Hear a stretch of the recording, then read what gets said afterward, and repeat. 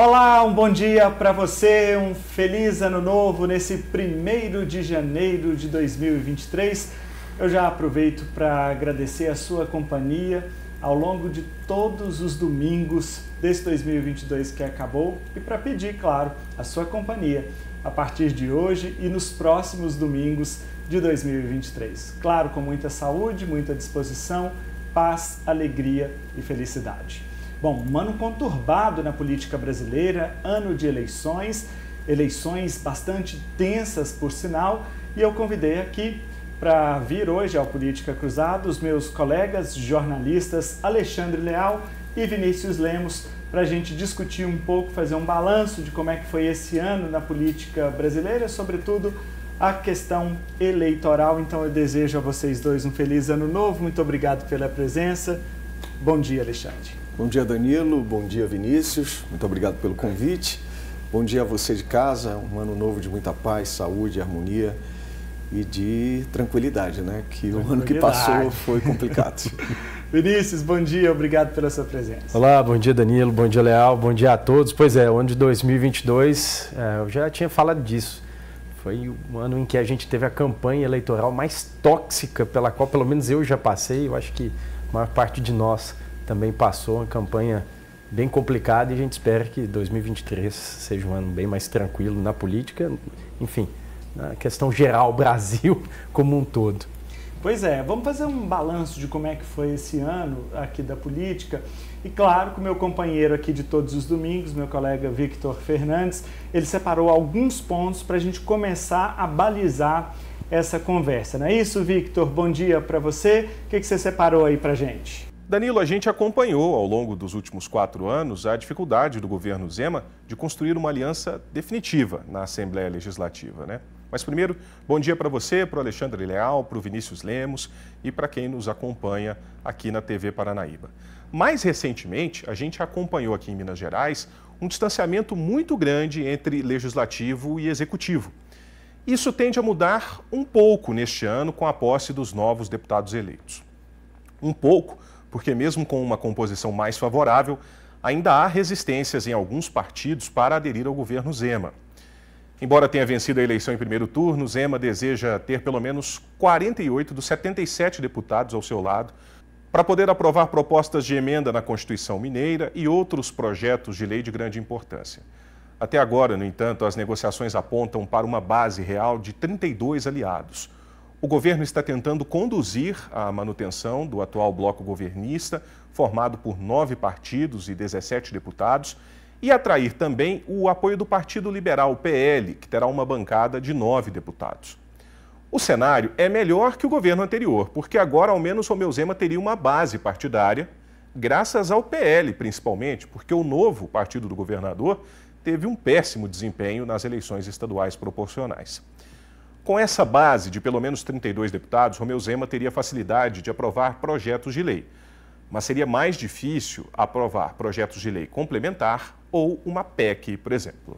Tá certo. Obrigado, Victor. Daqui a pouco ele volta. Então vamos começar falando da situação do governador Romeu Zema nesse segundo mandato que está começando hoje também. O governador tomou posse agora de manhã, lá em Belo Horizonte, no Palácio das Artes foi a cerimônia. E o governador manteve, pelo menos a princípio, a mesma composição do secretariado. Então ele está apostando, bem pragmático, como sempre foi nesses últimos 4 anos, ele está apostando em um governo eminentemente mais técnico e tudo mais. De certo modo, ele quis dar um recado ao eleitor de que vai dar continuidade ao trabalho que foi iniciado.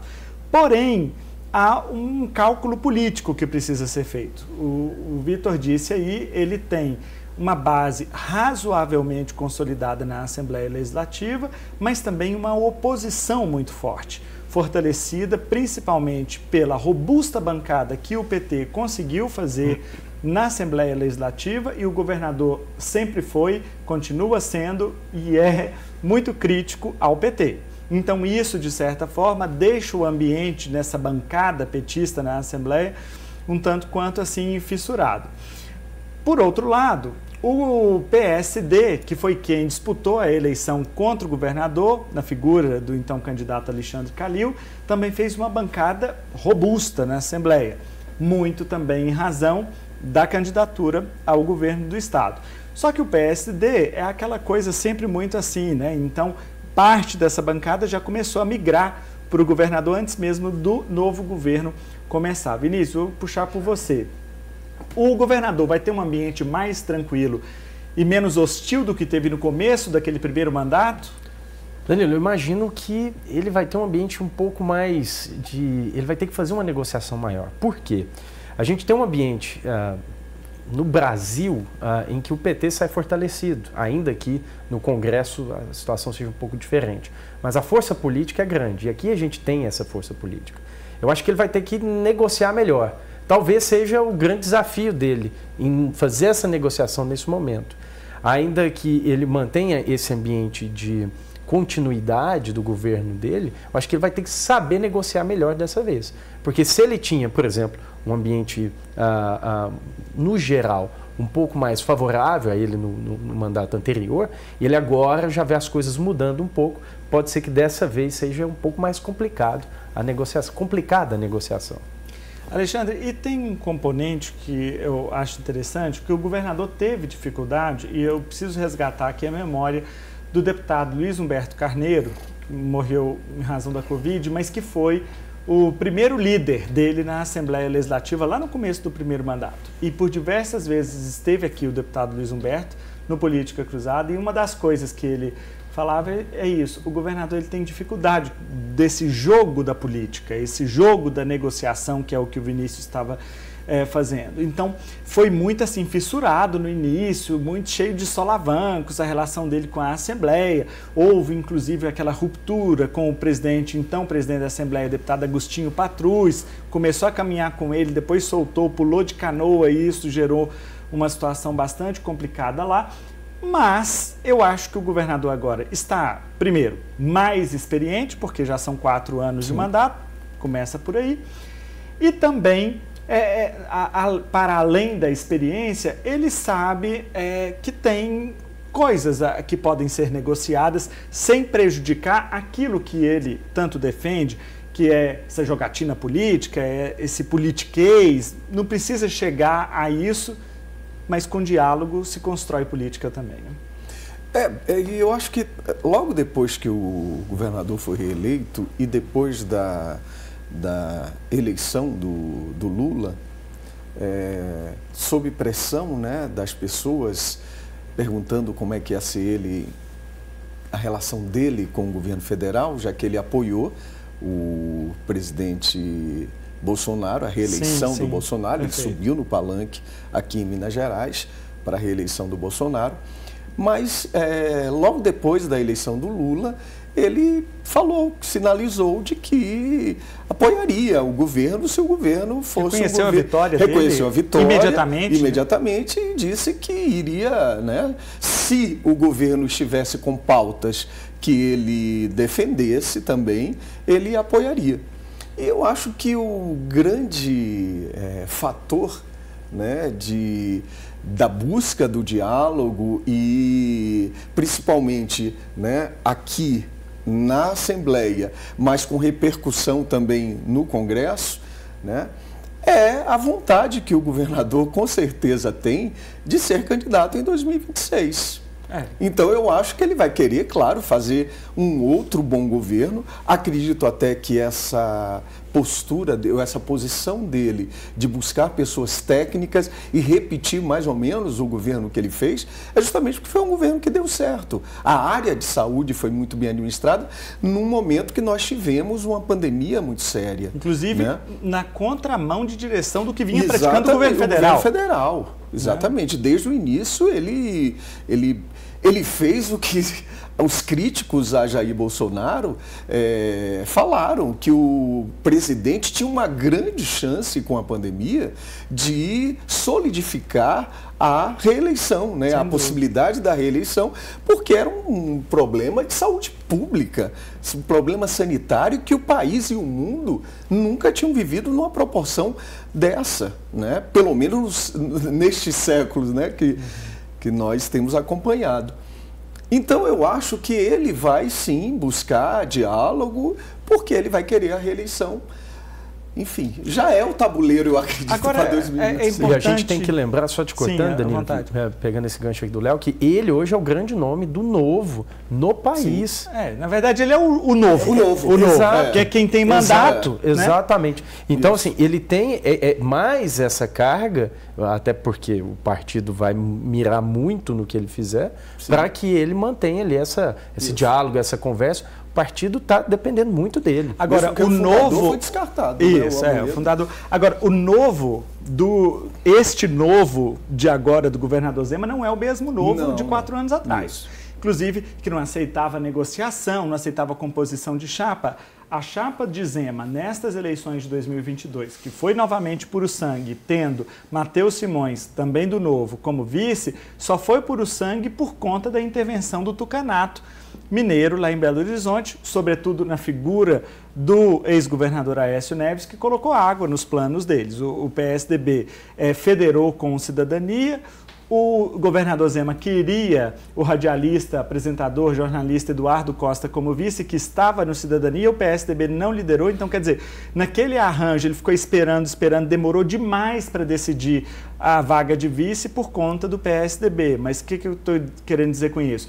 Que o próprio governador aqui no Política Cruzada nessa cadeira fala assim, o Novo não é o mesmo mais, a gente tem que aprender a fazer composição, fazer parceria.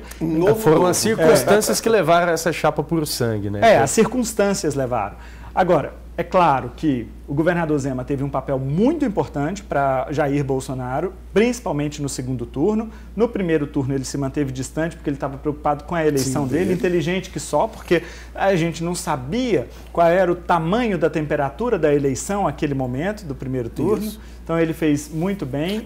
E que não precisava também muita experiência para saber o que estava em jogo. Ok. E no segundo turno, o crescimento que Bolsonaro teve em Minas, tudo bem que não ganhou, mas não ganhou por uma diferença muito mínima. O crescimento de Bolsonaro...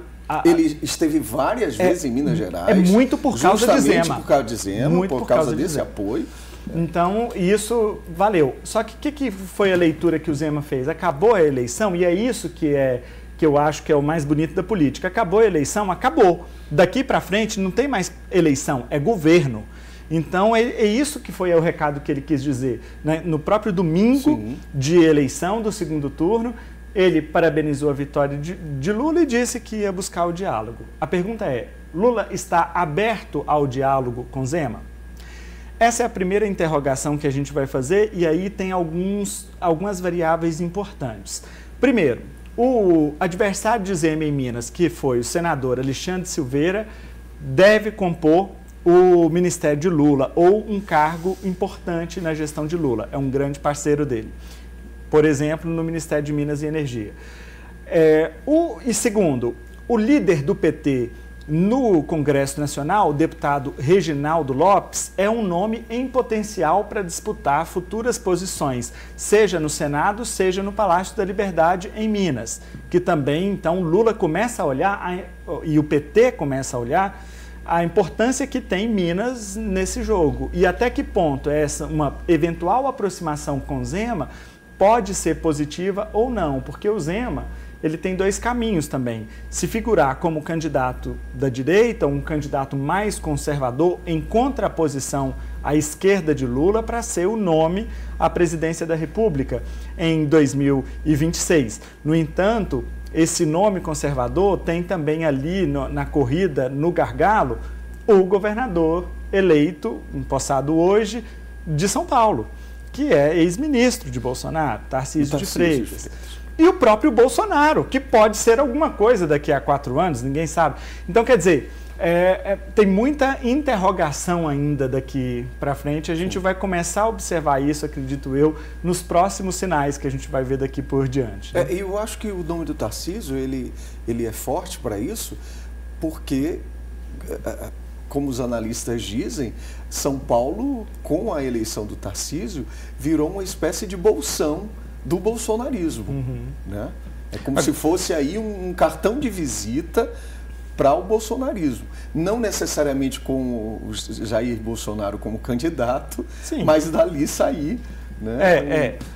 Uma pessoa que daria continuidade ao que foram os 4 anos do Jair Bolsonaro, dentro do espectro ideológico. Até porque, no caso de São Paulo, se considerar que tinha Bolsonaro, você tinha o candidato, o governador Rodrigo Garcia, que no segundo turno apoiou Tarcísio.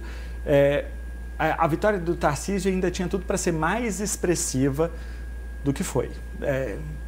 Em todo o histórico, o PSDB governando o Estado por 25, acho que 28 anos, uma coisa assim.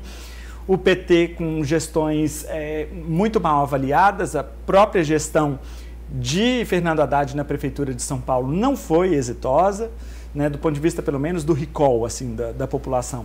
Então, mesmo assim, o Tarcísio vai ter que caminhar muito, vai ter que mostrar uma boa gestão daqui para frente para tentar ser um nome competitivo para 2026. Eu ia dizer isso, vai depender muito das duas gestões, né, de governos de direita que a gente tem, seja em Minas ou em São Paulo.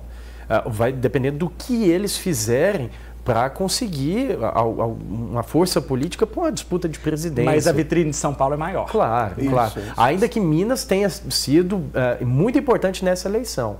Até porque a gente já conhece o governo do Zema. Vamos ver como é que ele vai se sair nessa segunda gestão. Vamos falar um pouquinho dos nossos deputados estaduais, eleitos e reeleitos aqui da região. O Vitor traz mais informações para a gente, né, Vitor? Pois é, Danilo. Na eleição de 2022, Uberlândia aumentou a sua representatividade na Casa Legislativa, passando de 1 para 3 cadeiras na Câmara dos Deputados e de 3 para 4 na Assembleia de Minas. No total, considerando toda a região, o Triângulo Mineiro e também o Alto Paranaíba, Uberlândia agora tem cerca de 15 representantes. Entre os deputados federais eleitos por Uberlândia, com domicílio aqui na cidade, estão Ana Paula Junqueira, do PP, Dandara, do PT, e Wellington Prado, do PROS. Além disso, houve um aumento na representatividade na Assembleia Legislativa, com a eleição de um deputado estadual a mais. São eles, com domicílio em Uberlândia, Elismar Prado, do PROS, Arnaldo Silva, do União Brasil, Leonídio Bolsas, do PSDB, e Cristiano Caporeso, do PL. Também entram na área de influência de Uberlândia o deputado federal Zé Vitor, do PL de Araguari, Zé Silva, do Solidariedade de Iturama, e Grace Elias, do Avante de Patrocínio, que também são candidaturas significativas para a região. O deputado estadual Bosco, do Cidadania de Araxá, além de Raul Belém, do Cidadania de Araguari, e Lude Falcão, do Podemos de Patos de Minas, também são nomes representando a região na Assembleia Legislativa. A eleição de 2022 foi marcada pela polarização que também afetou as disputas proporcionais. Isso pode ser exemplificado pelo resultado alcançado pelo deputado federal Nicolas Ferreira, do PL. Apesar de ser vereador em Belo Horizonte, ele recebeu quase 1,5 milhão de votos em todo o estado. Isso mostra que é possível capitalizar votos em Minas Gerais mais por questões ideológicas do que por ações concretas em uma determinada região. E isso, inclusive, foi alvo de crítica de vários deputados ouvidos pelo Política Cruzada. Danilo. É verdade, Vitor. O pessoal teve aqui, anda mordido com o Nicolas, que sequer veio aqui em Uberlândia e mordeu 44 mil votos para deputado federal. Ele esteve aqui numa passagem do Jair Bolsonaro, antes da campanha em si. Foi a única passagem que ele esteve aqui, assim, realmente digna de nota. Não, e outra coisa, para você puxar, então beleza, você tinha aqui um candidato bolsonarista a deputado estadual, vereador, Cristiano Caporeso, que foi eleito deputado estadual, mas carregou o cabo Júnior Amaral. O Caporeso não carregou voto para o Nicolas Ferreira. Então, nem para dizer assim, foi o Caporeso que conseguiu o voto. Não foi. Isso é tudo dele, mérito dele, sei lá o que fala isso, porque é o trabalho de rede social, essas coisas todas. Mas é o efeito dos paraquedistas, que é muito criticado, né? Você tem que... O eleitor... ele precisa ter um pouquinho mais de consciência e nenhum demérito ao Nicolas, que, aliás, eu nem o conheço para poder fazer qualquer julgamento. Mas, assim, gente, você mora em Uberlândia, tem residência em Uberlândia, analise os candidatos da cidade de Uberlândia. Você mora em Patos de Minas? Analise os candidatos de Patos de Minas, porque os parlamentares é que vão representar a sua vida, a sua localidade. O cara lá de Belo Horizonte, ele vai estar preocupado com o reduto dele lá em Belo Horizonte, não está preocupado aqui com Uberlândia, entende? Então eu acho que é isso que deixa o pessoal aqui, os candidatos de Uberlândia, realmente mordidos. A gente tinha, por exemplo, potencial, se tirar esses 44 mil votos que o Nicolas teve aqui e outros paraquedistas mais, de fazer mais 1 ou 2 cadeiras na Câmara. Até porque quando a gente faz a análise, não é nem uma questão de o Nicolas não pediu voto diretamente para a população de Uberlândia ou não. A análise que você tem que fazer é que ele era um vereador de Belo Horizonte, ou seja, ele nem tinha qualquer tipo de ação a ser feita na cidade ou em algumas outras cidades, quer dizer, na imensa maioria das cidades do estado. E ele conseguiu votos de maneira expressiva em todo o estado. Agora, é bom a gente celebrar, Alexandre, que apesar dos pesares, a gente aumentou a representatividade, principalmente na Câmara dos Deputados. A gente tinha lá, até então, nessa legislatura, só o deputado Wellington Prado, agora, além de Wellington, que foi reeleito, tem Ana Paula e tem Dandara. 2 mulheres representando também a sociedade de Uberlândia. Pois é, 2 mulheres e com ambições também. Com ambições. Né? Com ambições. A Dandara, por exemplo, ela participou do governo de transição, né? Agora esteve lá, né? No governo de transição. Ou seja, ela está buscando também visibilidade e, claro, fazer um bom trabalho para, quem sabe, se candidatar à prefeitura daqui de Uberlândia. Ela mesma aqui no Política Cruzada já disse que é possível. E é uma conversa que, por exemplo, a gente que está na Câmara todo dia, a Dandara, a próxima coisa que ela vai tentar é a cadeira do Executivo Local. É a conversa que tem. Não, Mas o próprio apelo que é assim, foi uma vereadora daqui que, enfim, que se engajava em causas, né, dos excluídos, os negros, da população LGBTQIA+, né, enfim, das periferias. E eu acredito que uma candidatura dela vai dar trabalho, né, a quem for também, tiver interesse em ser prefeito de Uberlândia daqui a 2 anos. Aí eu já acho que depende muito do cenário que vai ser configurado aqui até lá, em algumas razões. Primeiro, ela é muito defensora e está apoiando, esteve no governo de transição, você mesmo já lembrou, o governo presidente eleito, Lula. Hoje empossado, daqui a pouco empossado. Daqui 2 anos, esse governo vai ser como? Vai ser um governo bom? Vai ser um governo ruim?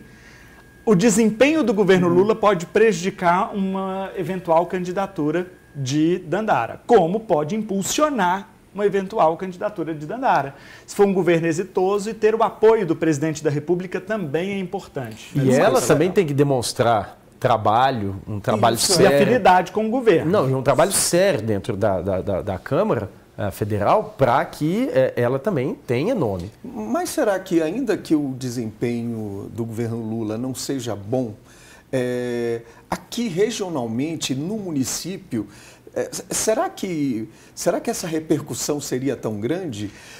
Porque ela viria como uma força nova para o município, apesar, claro, de representar, enfim, estar inserida dentro de um contexto maior, que é o governo federal, mas ela seria uma força nova aqui no município.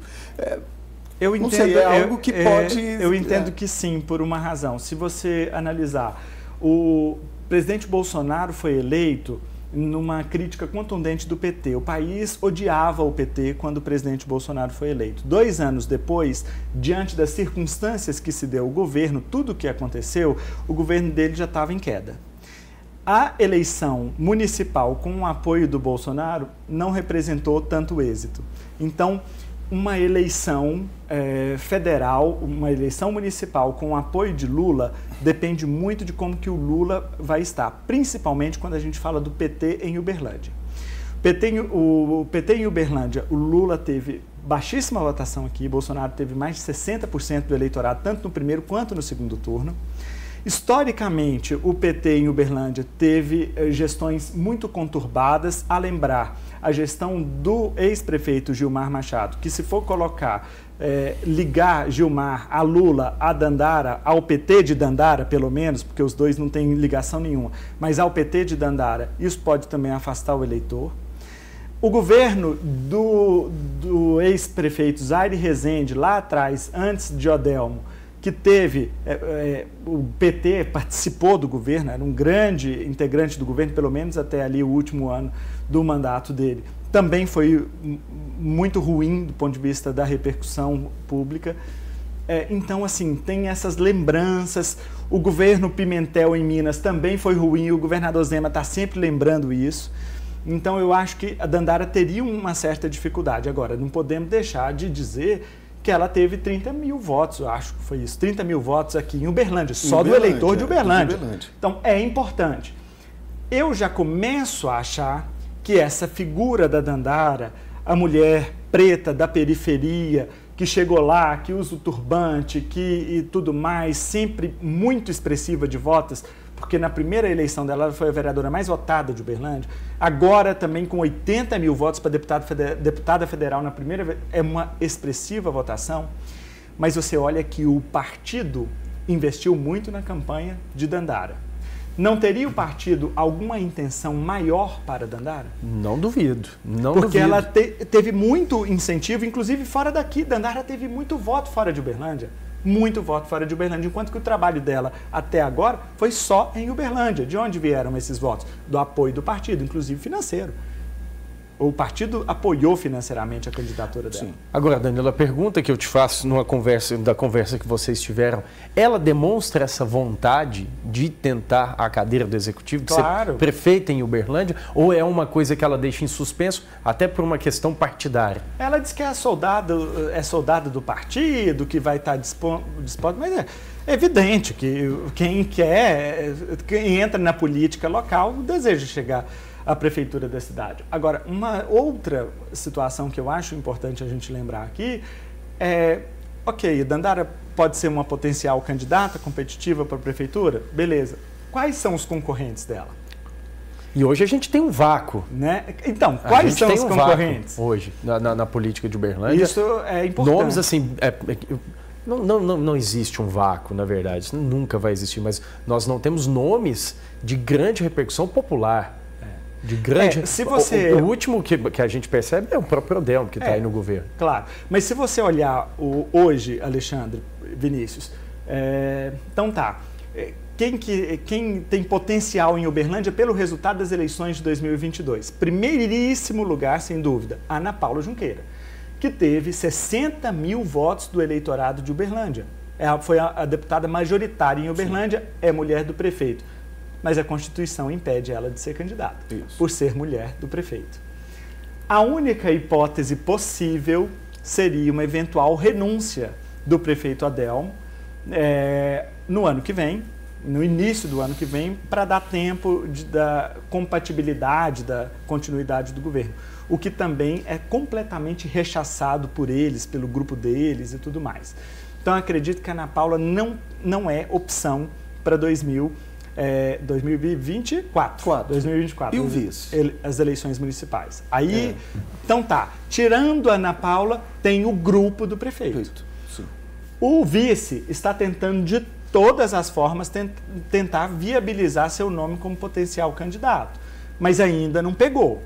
O presidente do Sindicato Rural, até pouco tempo atrás, também estava firme, tentando ser o candidato, mas me parece que a derrota do presidente Bolsonaro na presidência da República deu uma desanimada nele também ali, do setor rural, classe ruralista e tudo mais. Não sei como que vai chegar até lá. E o grupo do prefeito, o grupo dos empresários, do sindicato rural e tudo mais, está muito... não tem fragmentação, assim, tá muito, sabe, falta homogeneidade, falta um candidato competitivo, um nome consolidado.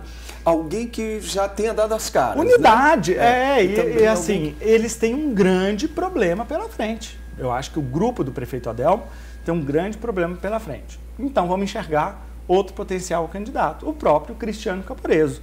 Foi eleito deputado estadual, e que está ali nesse esgarçamento da política ideológica local hoje. Dandara de um lado, Caporeso de outro lado. A pergunta vai ser, o que será Bolsonaro daqui 2 anos? Como será a oposição a Lula daqui 2 anos? Vai ser uma oposição forte, competitiva para as eleições municipais?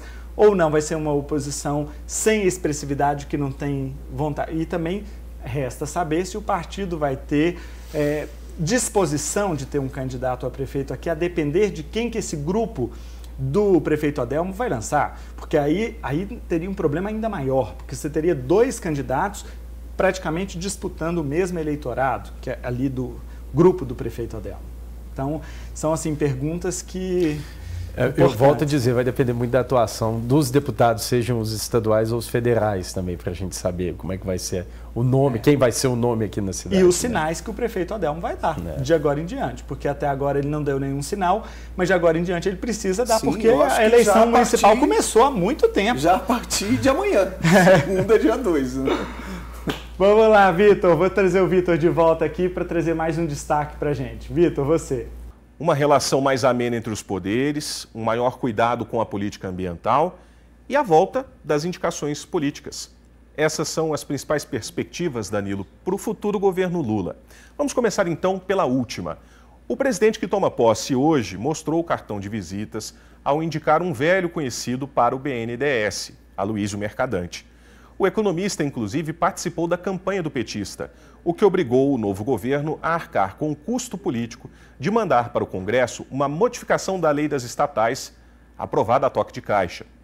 Isso porque é de pleno interesse dos caciques do Centrão a negociação de cargos na administração pública e seus aliados políticos podem se beneficiar da mudança na lei das estatais, já que seria mais fácil indicar aliados para cargos estratégicos nas empresas públicas. Bom, nem só de toma lá, dá cá vive o governo que começa hoje. O clima de boa convivência entre os poderes deve retornar com a posse de Lula na presidência. Com uma série de pautas à vista no Supremo Tribunal Federal e possibilidade de impacto fiscal bilionário, o governo eleito definiu a estratégia para reforçar as articulações com a Corte. O futuro ministro da Justiça, Flávio Dino, visitará cada um dos 11 magistrados, logo após a posse mesmo. O périplo é parte do plano para que o próximo governo construa boas relações com o Judiciário, alvo recorrente do então titular do Palácio do Planalto, Jair Bolsonaro, ao longo dos últimos 4 anos. Bom, e para finalizar, a indicação de Marina Silva para o Ministério do Meio Ambiente também define o tom de outro pilar deste governo Lula III. O reforço da política ambiental e a reconstrução da imagem do Brasil como protagonista da luta contra as mudanças climáticas e a proteção da Amazônia. Danilo. Obrigado, Victor. Daqui a pouco você volta de novo, mas, gente, realmente, esse início de governo, pelo menos a formação do Ministério, eu acredito que foi muito aquém do que todo mundo esperava. Eu acho que não esperava que a frente ampla, que apoiou tanto, principalmente no segundo turno, a eleição, a candidatura de Lula fosse deixada de lado ou fosse encostada da forma como foi. Por exemplo, a Marina foi anunciada depois de muita dificuldade. Foi uma autoridade climática que dá o Ministério do Meio Ambiente para Simone, porque tem que dar alguma coisa para Simone, porque ela teve ajuda na campanha, teve 3% dos votos no primeiro turno. Aí inventaram o planejamento, mas tira os bancos do planejamento. Mas sem a parceria público-privada eu não vou. Meu Deus, que dificuldade que foi para formar um ministério, enquanto que o PT está lá com a mão pesada, nadando de braçada na Casa Civil, na Fazenda, nas relações institucionais, na saúde, na educação. E aí, o que vai ser desse governo? Eu acho que foi uma ingenuidade se pensar que a composição dos ministérios não seria petista. Porque é claro que houve uma frente ampla para a eleição, é claro que houve essa promessa de distribuir cargos com outros partidos, que foi feito, mas claro que os ministérios mais importantes, com mais dinheiro no caixa, com mais visibilidade, teria que ir para o PT. Foi o PT que ganhou a eleição. Não é?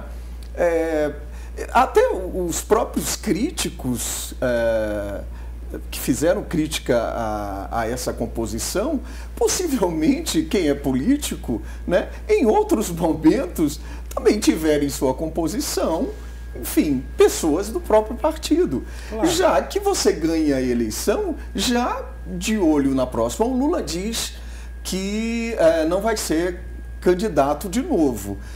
Pela idade, ele alega a questão da idade, mas a gente não pode confiar em palavra de político. Né? Ainda mais tão distantes. Vai que o governo se dê muito bem. Né? Vão pedir que Lula abrace uma reeleição. E será que o Lula vai dizer não? Eu acho difícil. Então, é um pé na frente e outro atrás. Será que realmente... Tudo bem, ele disse que não vai ser. Mas ninguém sabe. São 4 anos aí para se mostrar. E uma pauta do governo que é para os pobres. Ele disse que se elegeu com uma frente ampla, mas que a prioridade dele seria os pobres. Ele quer favorecer a esse eleitorado. Foram os pobres que elegeram Lula. A gente não pode também negar isso. Mas eu diria que em grande parte. Sim. Eu acho que a maioria foi formada por pobre, e o pobre é que vai ter que ser atendido. Então você imagine se, de novo, o pobre tiver as coisas que, claro, a gente não pode negar no governo Lula, no primeiro governo Lula, e no segundo houve um investimento muito grande na população pobre, e que a população pobre teve ganhos que há muito tempo não tiveram, né? Não estavam tendo.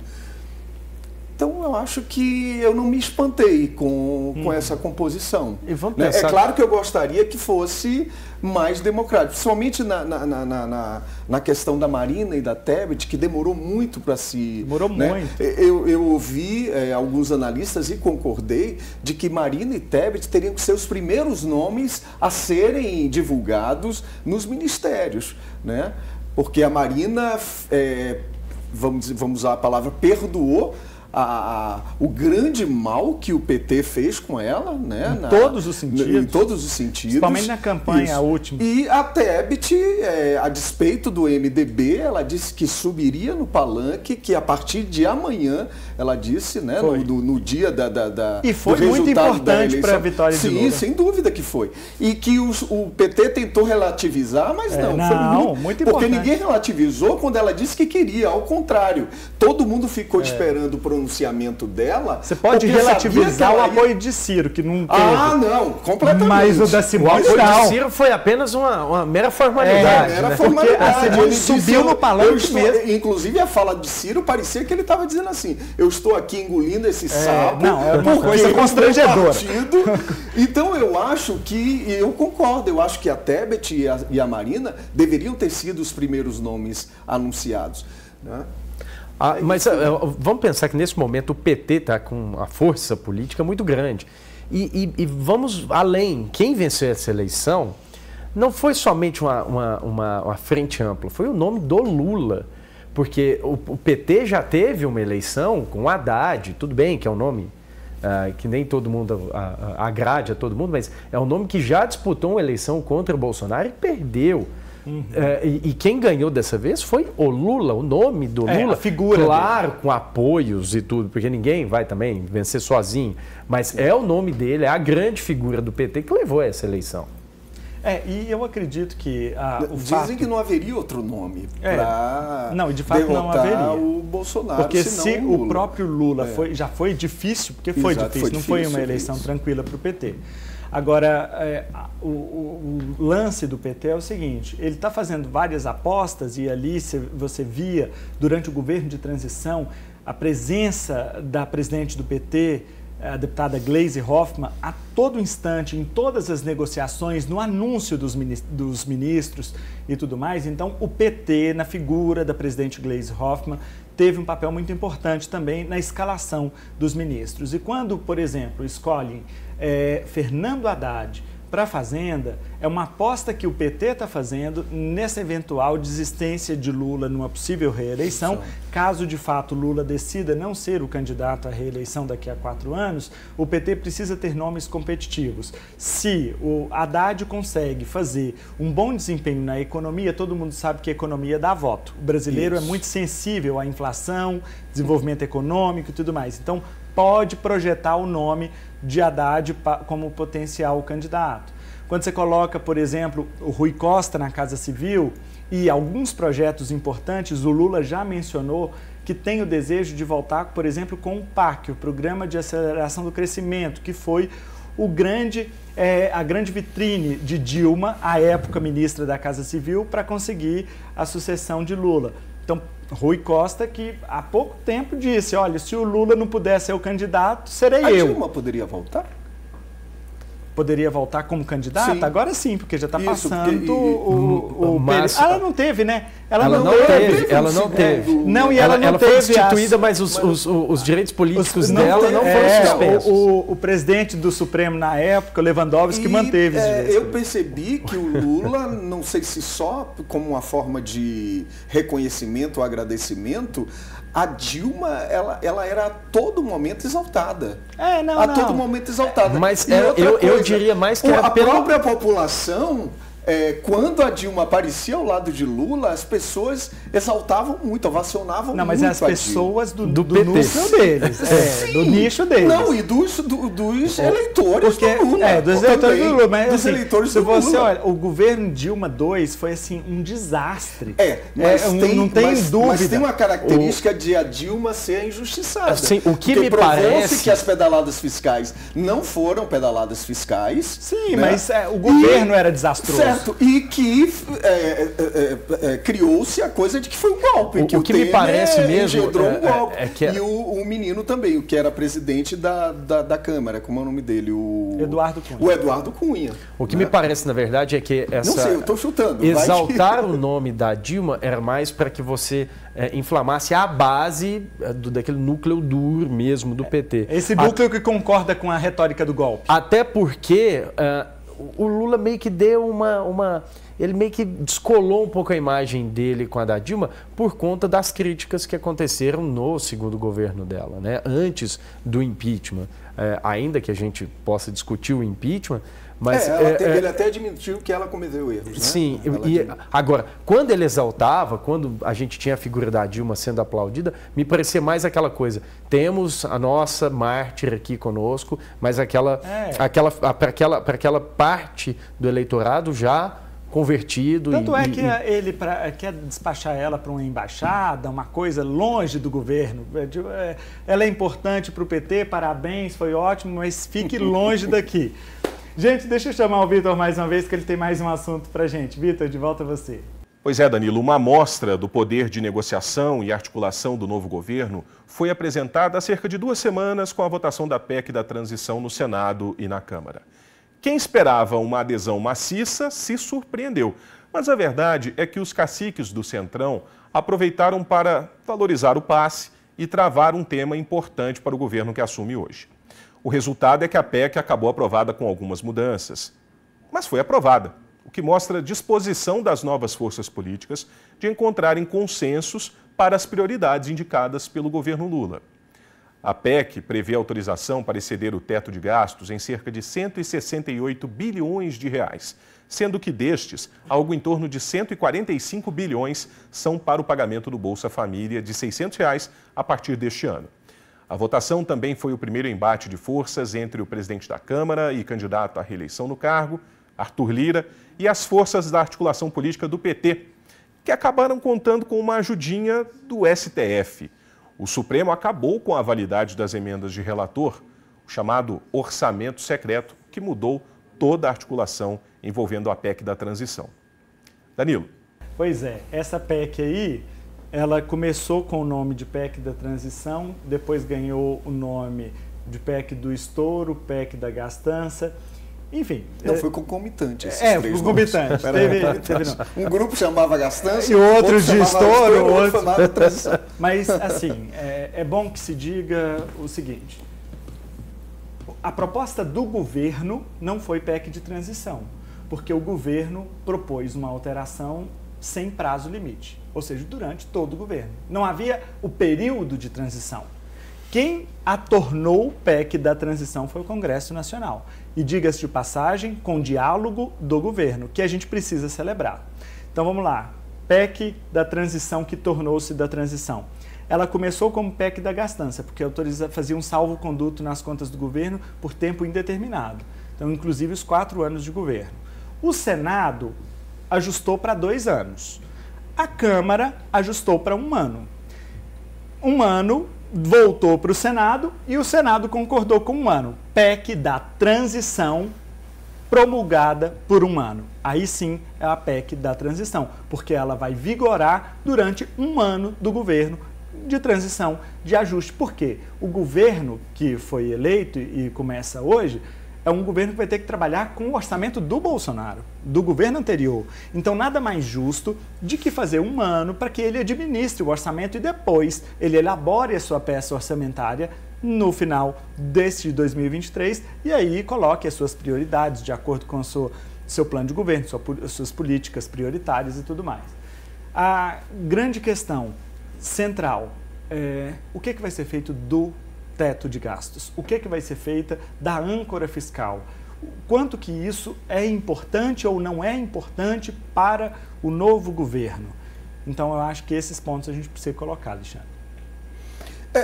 Eu começo falando de que eu não concordei quando falaram de PEC da gastança e PEC do estouro, né?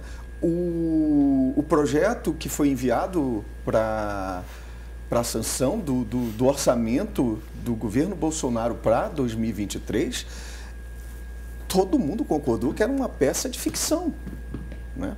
Para você ter uma ideia, para o Casa Verde e Amarela eram 43 milhões de reais. O que é que dá para se fazer com 43 milhões de reais? Né? Cortou-se gastos para a farmácia popular, que é um programa tão importante para a população. A educação perdeu 16 bilhões de reais, tinha perdido 16 bilhões de reais no investimento para a educação. Então não era uma peça... Se o Bolsonaro tivesse sido eleito, ele teria que fazer uma PEC também, porque ele não ia conseguir, por exemplo, cumprir a promessa dele, Auxílio Brasil, dos 600 mil, e o salário mínimo. O salário mínimo, ele disse no último debate que ia ser R$ 1.400. Então não tinha orçamento para isso. Então era uma peça de ficção. Eu acho que o orçamento que foi proposto, claro, numa negociação a gente começa chutando alto. Sim, exatamente. Para depois ir ajustando. O PT não era ingênuo, ele sabia que não ia levar tudo isso. Ele sabia, mas ele precisava começar bem alto para chegar no mínimo possível. E foi o que realmente aconteceu.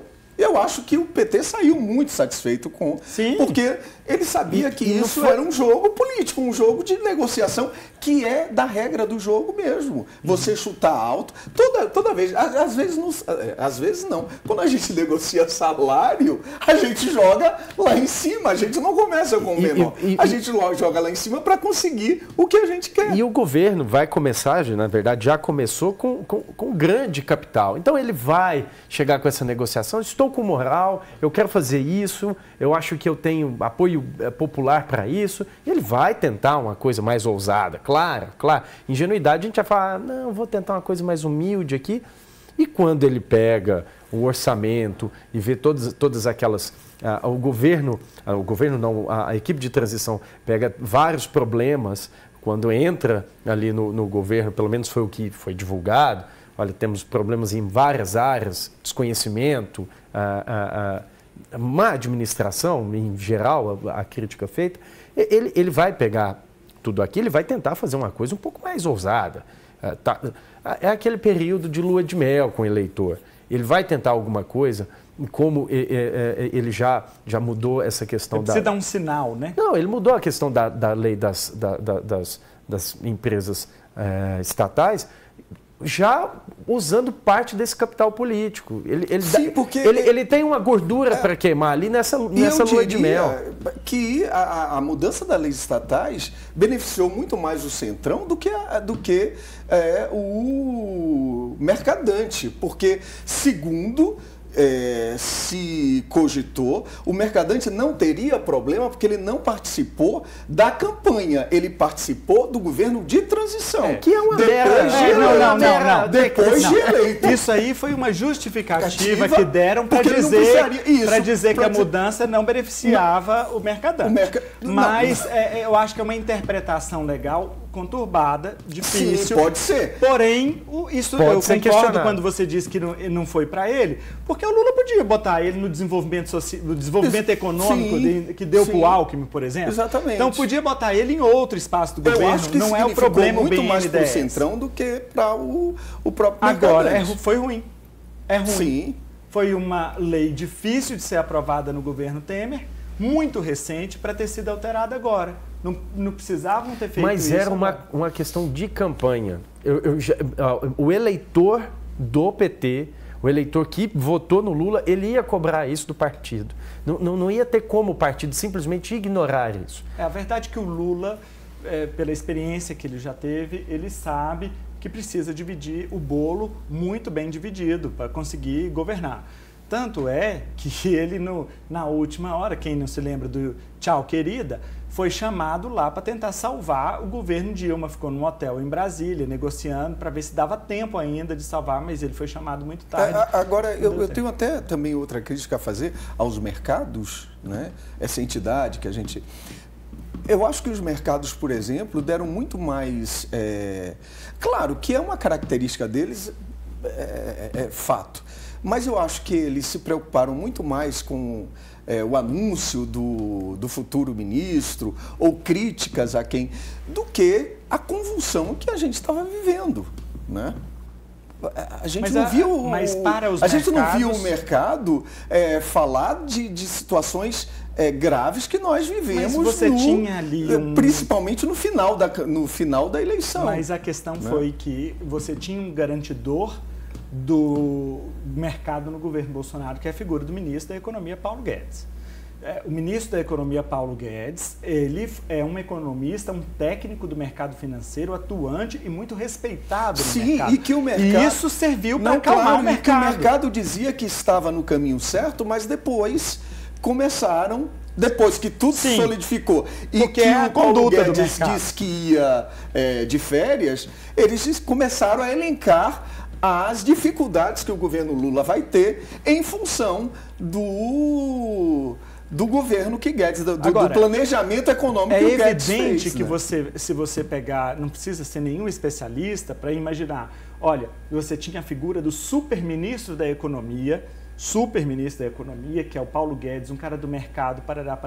Agora você passa a ter um ministro da Fazenda que vai dividir com a economia, com o planejamento e com o desenvolvimento da indústria e comércio, e que é um político. Foi candidato a presidente da República, derrotado, foi candidato a governador, derrotado, e foi um prefeito mal avaliado. Então, entre esses dois, claro que o mercado reagiria de forma, assim, pelo menos apreensiva, para dizer o mínimo. Gente, eu preciso ir para o intervalo comercial. Política Cruzada volta já, que esse papo gostoso. Um minuto só.